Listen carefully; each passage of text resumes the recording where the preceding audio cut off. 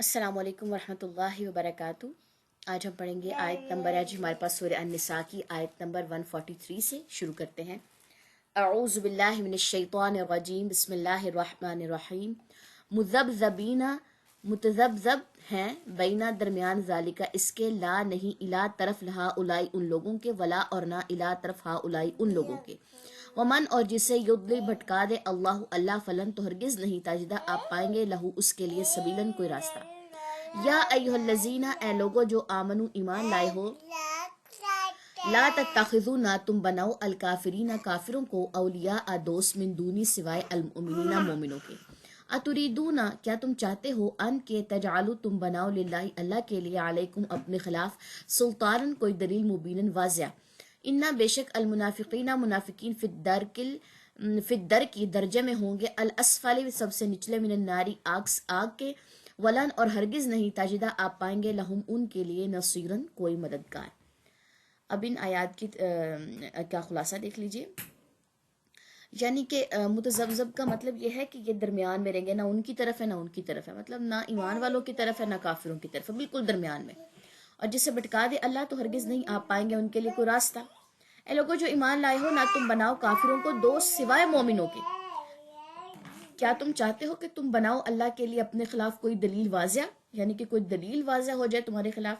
بے شک منافقین جو ہوں گے، یعنی کہ جن کے قول اور فعل میں تضاد ہوگا، منافقین کی کیا علامت ہے؟ جب بھی بولے گا جھوٹ بولے گا، اگر اس کے پاس امانت رکھوائی جائے گی تو اس میں خیانت کرے گا، اور اب وعدہ کر کے وعدے کو توڑ دے گا۔ اور ایک اور جگہ پہ آتا ہے کہ اللہ کی رسی کو پہلے مضبوطی سے پکڑے گا اور پھر اس کو چھوڑ دے گا، یعنی کہ اللہ کی رسی کیا ہے؟ قرآن۔ تو منافقین کی کیا یہی پہچان ہے۔ تو منافقین جو ہیں وہ آگ کے سب سے نچلے گڑے میں ہوں گے، نچلے درجے میں ہوں گے، اور ہرگز نہیں آپ پائیں گے ان کے لیے کوئی مددگار۔ ٹھیک ہو گیا جی۔ اب ان آیات کی تلاوت سن لیجئے۔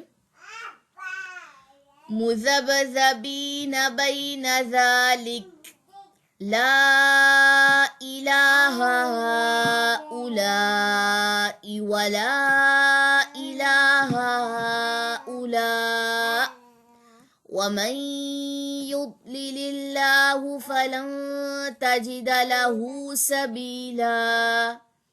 يا أيها الذين آمنوا لا تتخذوا الكافرين أولياء من دون المؤمنين، أتريدون أن تجعلوا لله عليكم سلطانا مبينا؟